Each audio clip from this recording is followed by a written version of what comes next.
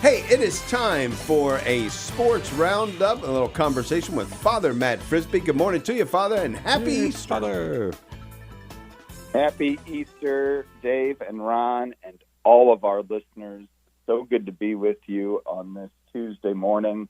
All sorts of stuff going on. Let's start with something I almost never talk about, and even though I have the sports roundup, I do not follow or watch, but we had the Masters this past weekend, which, of course, is a big deal for those who follow golf. Right. Oh, yeah. Kind of in this country, the preeminent, maybe the most exclusive of all the tournaments. And we had Rory McIlroy win, which puts him in very exclusive company, right, as a back-to-back winner of the Masters. So good for him, and a second green jacket. It's pretty impressive, and but who's won it the most? Do either of you know who's won the Masters the most? Well, I'm thinking Tiger Woods, but I'm not sure. I think it's Nicklaus. Dave is the winner today. Yeah. Jack Nicklaus. Hey. I think I saw 6 times he won the Masters. Wow. So, our native son in this great state of Ohio, Jack Nicklaus from Columbus, winning it 6 times. But yeah, good for Rory McIlroy. And of course, the purse has grown over the years, so I think Rory pockets more for this year's victory than Jack did for probably all For of his whole career. Yeah, right. Yeah.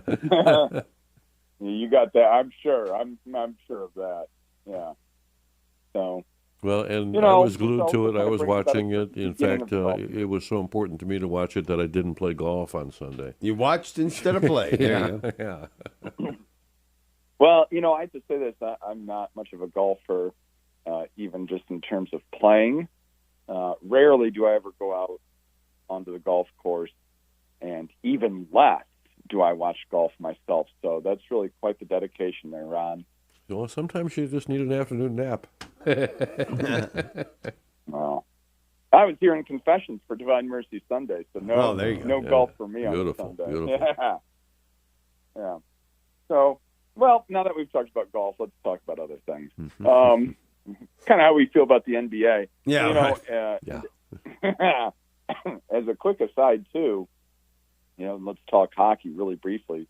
The Detroit Red Wings, and so many of us in the Toledo area grew up with those great teams of the 90s and 2000s, and they have fallen on hard times, and this season looks like maybe it would be a return to the playoffs. As the season went on, things fell apart, and the Red Wings have been eliminated from the Stanley Cup playoffs again.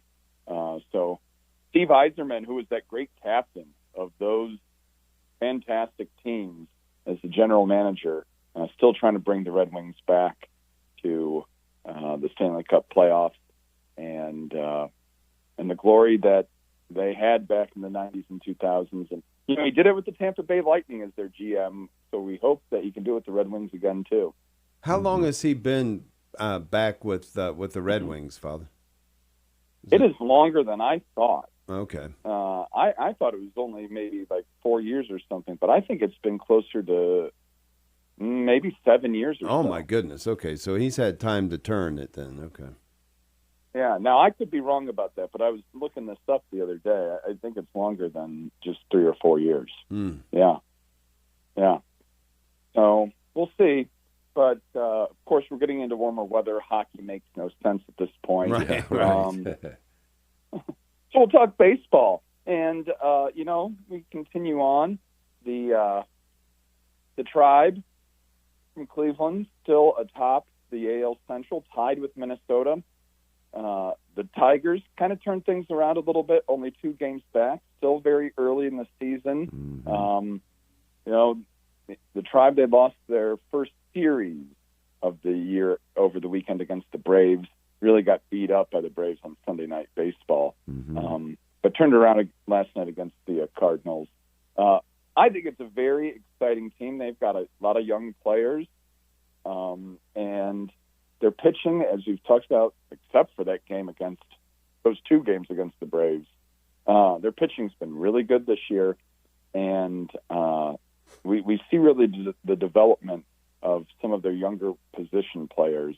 And if those guys can come along, especially hitting the ball, this could be a really, really good team in the AL. Certainly the Tigers, they're looking for stuff too. Like I said early in the year, the problem, of course, we all know, like the Dodgers are just a machine. Mm. And I think they've lost maybe 3 games all this year. And I think everyone's just wondering who's going to be able to beat them in the World Series. Mm-hmm. I think we're all going to presume that they'll be there. Now, who knows, but long season. But we'll see.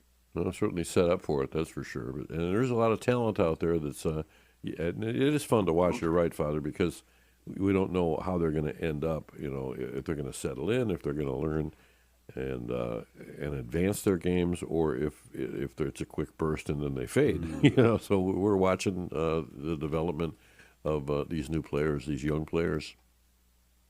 Yes, we are. And speaking of young players, how could we have a sports roundup without talking about football? Amen to that.